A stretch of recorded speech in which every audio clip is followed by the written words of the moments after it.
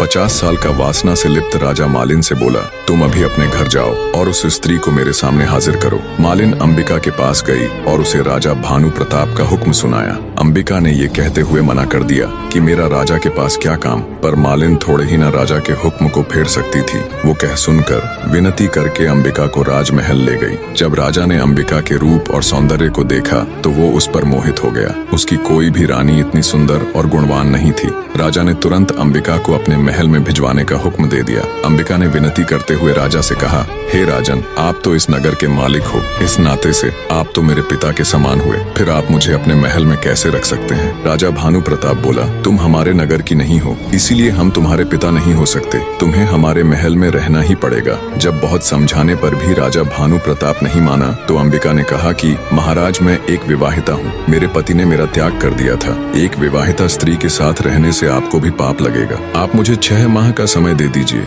यदि इस बीच मेरा पति मुझे लेने नहीं आया तो मैं अपने आप को अविवाहित ही समझूंगी और आपके महल में आ जाऊंगी। यह सुनकर राजा ने उसे 6 माह का समय दे तो दिया, लेकिन उसे नगर के बाहर एक एकांत महल में नजरबंद कर दिया। अंबिका रोज महल के झरोखे से मार्ग पर देखती रहती कि कभी कोई भूलने से ही उसके मायके या ससुराल से उस ओर आ जाए तो वह उसके साथ अपने हाल का संदेश भिजवा सके। उधर ठाकुर विष्णुदत्त अपनी पत्नी के साथ तय की हुई जगह पर अपने दोस्त का इंतजार कर रहा था। जब गंगाधर अपनी पत्नी का परित्याग करके अकेला ही उधर पहुंचा तो उसे अकेले आते देख विष्णुदत्त बोला, अरे मित्र, तुम अकेले कैसे चले आ रहे हो? मेरी भाभी को कहाँ छोड़ आए? तब गंगाधर ने उसे सारा वाक्य कह सुनाया। सब सुन गुस्से से विष्णुदत्त उसे धिक्कारते हुए बोला, धिक्कार है मित्र, किसी और के अपराध का दंड तुमने अपनी निर्दोष पत्नी को दे दिया। यदि उसके घर वालों ने तुम्हारे नाई की खातिर तुमसे ज्यादा कर दी तो इसमें भाभी का क्या दोष था? इतनी सी बात पर क्या कोई अपनी पत्नी को छोड़ देता है? हमें अभी वापस चलकर भाभी को ले आना चाहिए। गंगाधर ने विष्णुदत्त की बात मान ली।